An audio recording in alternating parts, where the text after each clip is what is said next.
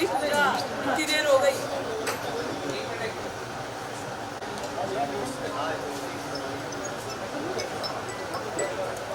आसिफ तुझे इतना मिस कर रही हूँ ना मैं यहाँ शूटिंग में, मैं तुझे बता नहीं सकती। हाँ तो फिर देख ले फिर। हाँ हाँ जल्दी कर उसका मेकअप। अच्छा पता है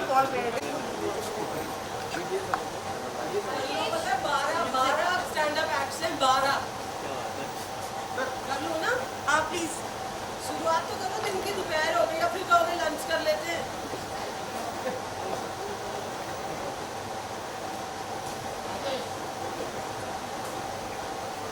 इसकी वेट हो रही है, वो भी बेचारे सफाई के लिए, स्पॉट डिस्क के लिए।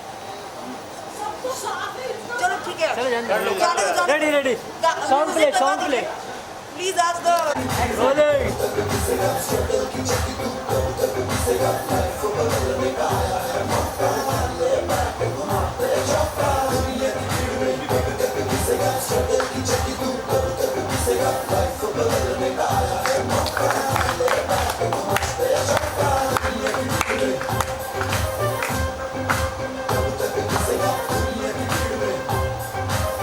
सही है। वेट वेट वेट,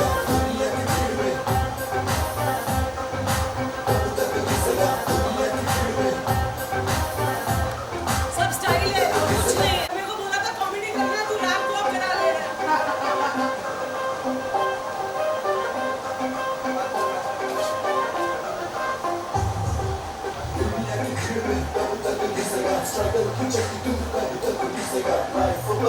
अरे मेरी मम्मी ने कहा था बेटा स्माइलिंग फेस रखना, तुम्हारा बड़ा गुस्से में रहता है फेस।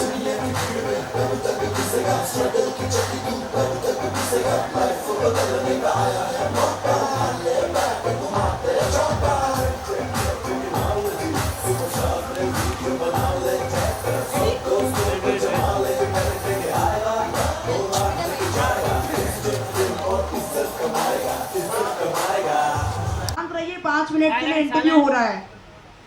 चलिए।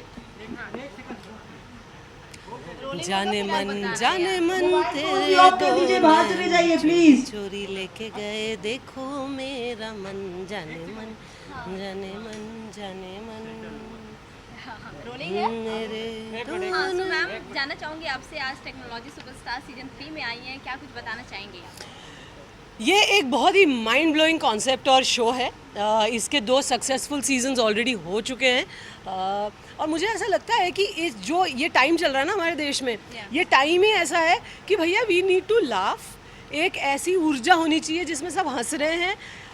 छोटी छोटी बात को लेके कलेश नहीं करना चाहिए, हमें सेंसिटिव नहीं होना चाहिए, मजाक को मजाक के तौर पे लेना चाहिए। बहुत ज़रूरी है कि अलग अलग प्लेटफॉर्म्स पे नया फ्रेश टैलेंट, जो हमारे मासेस में इतना टैलेंट है जो उभर के नहीं आ पाता। बहुत अच्छा समय चल रहा है डिजिटल पे कि गांव-गांव से, दूर कस्बों से, भारत के हर अलग अलग कोने से टैलेंट उभर के निकल रहा है। और ये जो मंच है, जो ताइवान एक्सीलेंस का ये माइंड ब्लोइंग इनिशिएटिव मुझे लग रहा है कि रियल टैलेंट, रॉ टैलेंट की भाई अगर आप में है, हम आपको मंच दे रहे हैं, आप अपना टैलेंट दिखाइए। और अलग अलग लेवल्स पे आपको अलग अलग लोग चूज़ करेंगे और उसके बाद जो टॉप 5 हैं उन्हें भारत की जनता जो है वोट देकर डिसाइड करेगी कि किसने हमको सबसे ज़्यादा हंसाया। तो बहुत ही ऑर्गेनिक लेवल पर टैलेंट ढूंढने का ये कॉन्टेस्ट है। और जैसे मैंने कहा कि ताइवान एक्सीलेंस के 2 सक्सेसफुल सीजन्स हो चुके हैं, इसलिए तीसरे सीज़न में ये मुझे लेकर आए हैं। तो मैं बहुत सारे अच्छे टैलेंट में से हमने 12 चुने हैं, जिनमें से अभी आज 5 चुने जाएंगे। और फिर वो 5 आप सब भारत की जनता आप डिसाइड करेंगे कि सबसे आपको ज़्यादा टैलेंटेड, फनी, रियल कॉमेडियन कौन लगा। So it's great. सो आप किस तरीके से जज करने वाली हैं, क्या कुछ ध्यान में रखने वाली हैं जब जज करेंगे तो? देखिए मेरे 9-10 साल के कॉमेडी जो मेरा, मैं कहूँगी स्कूलिंग भी मेरी रही, वो वहाँ मैंने गलतियाँ भी करी, उस मंच से मैंने सीखा भी, जो कि FIR, और FIR के दौरान जो और भी अलग अलग कॉमेडी मुझे सीखने और करने का मौका मिला उन 10 सालों में। You know, I have spend like a decade in comedy एक चीज़ जो मैंने बहुत अच्छे से जो मैं समझ गई हूँ वो ये है कि कॉमेडियन का वो अंदर से कैसे भी इंसान हो, लेकिन जो उनका जब वो कॉमेडी करते हैं गणेश इंडियन मध्ये आवाज येतोय. गणेश एफ मध्ये बोल राजा. मोबाईल सोड गणेश. Check check check. हे माझ्या फ्लोरला आवाज आहे गणेश. प्लीज गणेश स्टेज में कॉन्वर्सेशन चल रहा है, थोड़ा तो रिस्पेक्ट कीजिए. या please continue. So I switch feel off your mics please. So I feel कि कॉमेडी जो भी इंसान करता है ना, अब वो जो भी उसकी पर्सनालिटी हो, लेकिन जब वो कॉमेडी करता है, कॉमेडियन की इनोसेंस उसको एक बहुत ही परफेक्ट कॉमेडी करने वाला आर्टिस्ट बनाती है. मैं आपको एक एग्जांपल देती हूँ. आप अंदाज अपना फिल्म हम सब ने देखी, हमारी बड़ी फेवरेट है. या मैम. उसमें जो विलन भी थे ना, उनमें एक इनोसेंस थी, तभी वो कॉमेडियन लगते थे. विलन भी तभी कॉमेडियन लगता है जब वो बिल्कुल इनोसेंट हो और इनोसेंटली वो सिचुएशंस, पंचेस, जोक्स या जो भी कंटेंट डिलीवर कर रहा है उसे बिल्कुल मासूमियत से करे. So that is what I am going to be looking out for, कि जो एक्ट है और जो आर्टिस्ट है उसकी कॉमेडी में इनोसेंस कितनी ज़्यादा है, रियलिज्म कितना ज़्यादा है, और timing. These are two things, innocence and timing, जो एक कॉमेडियन को परफेक्ट कॉमेडियन बनाती हैं. तो यस, ये सारे चीज़ें मैं डेफिनेटली एक कॉमेडियन का बहुत ज़्यादा क्या कहते हैं ना, इमोशनली नेकेड और मेंटली ब्रेव होना बहुत ज़रूरी है, तभी वो डिलीवर कर पाता है पंचेस और वो हिट करते हैं, ऑडियंस के दिल को आके छूते हैं, हंसाते भी हैं, एंड समवेयर यू नो वो जोक आपके साथ रह जाता है, वो घर कर जाता है आपके दिमाग में. तो ये हैं कुछ कुछ पॉइंटर्स. बाकी तो वही है कि जिसके मजाक पर, जिसके एक्ट पर सबसे ज़्यादा हंसी आए, यू नो, वो जीतेगा. बट ये बारीकियाँ डेफिनेटली एक स्टैंड अप आर्टिस्ट के लिए बहुत ज़रूरी होती हैं. So I will be looking into these. Okay ma'am, आपने जितने भी कैरेक्टर्स निभाए हैं FIR में हो या फिर और भी कैरेक्टर्स बहुत ही ज़्यादा पसंद किए गए हैं. आपसे जानना चाहूँगी, अगर कैरेक्टर किसी को अपना पहचान बनाना हो तो और क्या कुछ आप बताना चाहेंगे अपनी तरफ से? देखिए, पता है क्या, अलग अलग कैरेक्टर्स जब भी मैंने किए हैं ना, वो कैरेक्टर हमेशा मेरे साथ रह गया है. चलिए, FIR तो आप लोगों ने बहुत देखा है. आई एम श्योर बहुत ज़्यादा लोगों ने मेरी पंजाबी फिल्में नहीं देखी हैं. स्पेशली एक फ़िल्म जो मैंने गुरदास मान साहब के साथ की थी, जिसका नाम है ननकाना, यूट्यूब पे है, शायद देख लीजिएगा. तो उसमें वो एक out and out emotional film थी. मेरे साथ आज भी वो कैरेक्टर रह गया है. जब आप कोई कैरेक्टर बन जाते हैं तो जितना भी वो कार्यकाल होता है वो कैरेक्टर प्ले करने का, उसमें आप भूल जाते हैं कि मैं असली में कौन हूँ, और आपकी बोलचाल, आपका बॉडी लैंग्वेज, आपकी अदाएं, वो सब वो एक अलग कैरेक्टर आप जो अपना लेते हो ना, आप वो बन जाते हो. तो मेरे साथ तो ये बहुत हो जाता है कि मैं कुछ टाइम के लिए निकल नहीं पाती हूँ उस कैरेक्टर से, क्योंकि मैं इतनी ज़्यादा अटैच हो जाती हूँ. सो इनफैक्ट हॉलीवुड में तो अगर आप, यहाँ तो खैर हमारी जान और जो है टैलेंट की कोई हिंदुस्तान में ज़्यादा वो होती नहीं है कि नहीं यहाँ ठीक है इन्होंने कर लिया. ये बाहर क्या होता है कि एक कैरेक्टर जब कोई बहुत अच्छा निभा दे तो फिर वो 6 महीने के लिए जंगलों में चले आते हैं भैया वो कैरेक्टर उतारने के लिए. It is that serious. आपका एक कैरेक्टर जो आप प्ले करते हैं उससे आप इतना ज़्यादा जुड़ जाते हैं कि आप अपने आप को कहीं ना कहीं खो जाते हैं और वो कैरेक्टर आप बन जाते हैं. This is a serious issue. तो या आई थिंक जो समझदार लोग हैं वो टाइम लगाते हैं उससे निकलने में. और कई जो बहुत ही जैसे बच्चन साहब हैं या कादर खान साहब बोलिए आप, या महमूद साहब बोलिए, आई डोंट नो, उनको मैं पर्सनली तो नहीं जानती, बट मुझे जितना उनका काम देखती हूँ मुझे लगता है कि इन्होंने बहुत अपने आप को ट्रेन कर लिया है कि फटाफट एक कैरेक्टर में से निकले, लेकिन कहीं ना कहीं उनकी निजी ज़िंदगी में भी ये जो कैरेक्टर वो प्ले करते कहीं ना कहीं लीक होता ही होगा. ओके, सो मैम जानना चाहूँगी आपके अपकमिंग प्रोजेक्ट क्या कुछ आने वाले हैं? आपकी जो फैंडम है, आपकी जो ऑडियंस है वो आपको बहुत मिस कर रही है, तो आप नेक्स्ट किधर नज़र आने वाली हैं? यार पता है मैंने ये रियलाइज़ किया कि मैं जब एफआईआर कर रही थी ना तो मुझे बड़ा मन होता था कि मैं बड़ा हीरोइन वाले भी करूं। मैं बाकियों को देखती थी कि यार बड़े गाउन पहन के नाच रहे हैं लोग और मेरा मन करता था मैं भी करूं।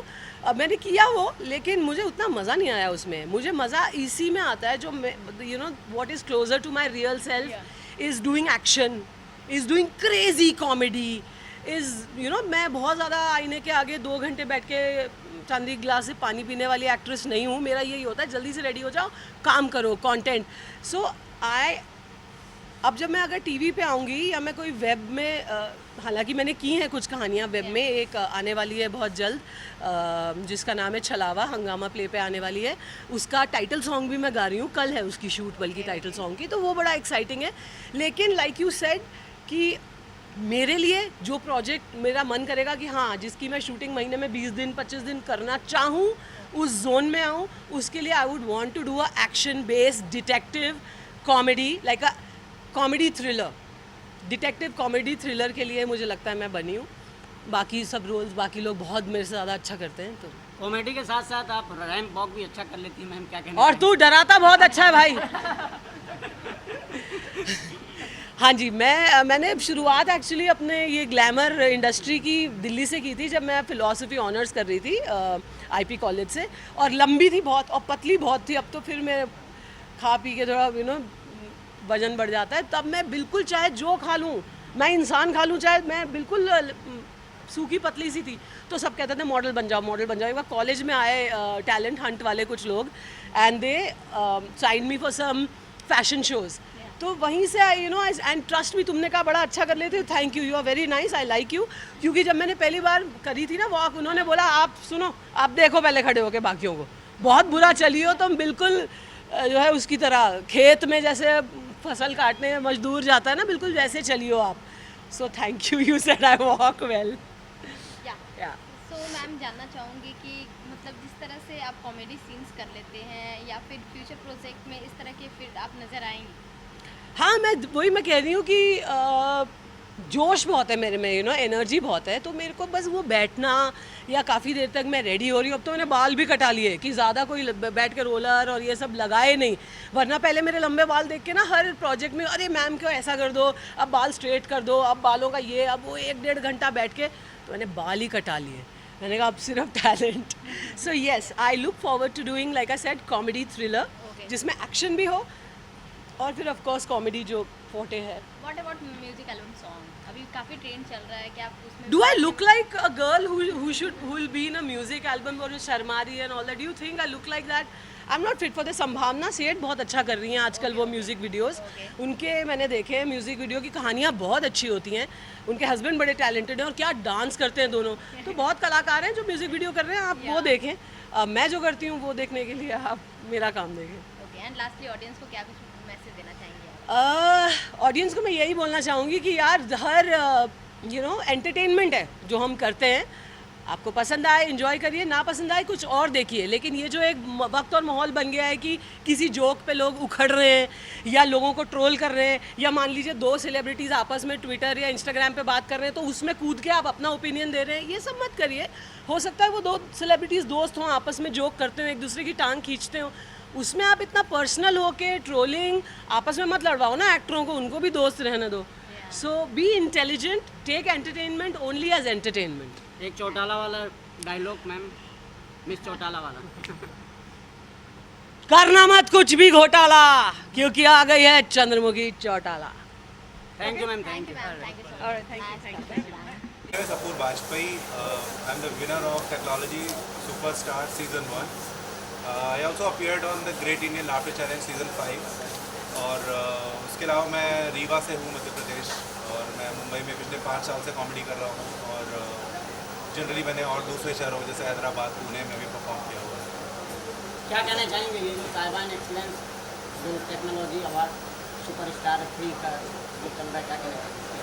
तो ये शो जो है इस बार मैं उसको मेंटोर कर रहा हूँ। मैं पहले सीज़न में जीता था और इस सीज़न में उसको मेंटोर कर रहा हूँ। तो अलग अलग तरह के एक्सपीरियंस मैंने देखे हैं और बहुत अच्छा एक्सपीरियंस रहा है दोनों का।